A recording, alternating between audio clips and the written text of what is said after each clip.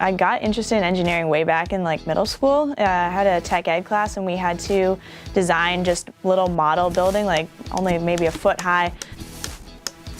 The goal was to create the building to make it withstand the most amount of load.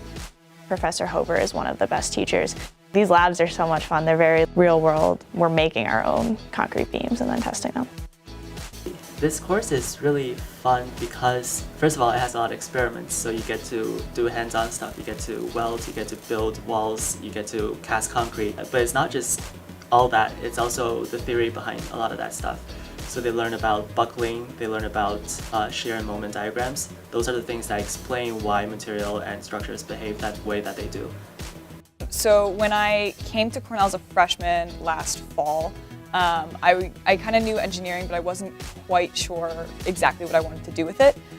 So when I came, they had a civil engineering open house, which is really exciting. That was the moment I was in the lab with Jim, and they were dropping a big weight onto a concrete reinforced beam, and that was just the moment where I was like, okay, civil sounds good. Yeah, it is.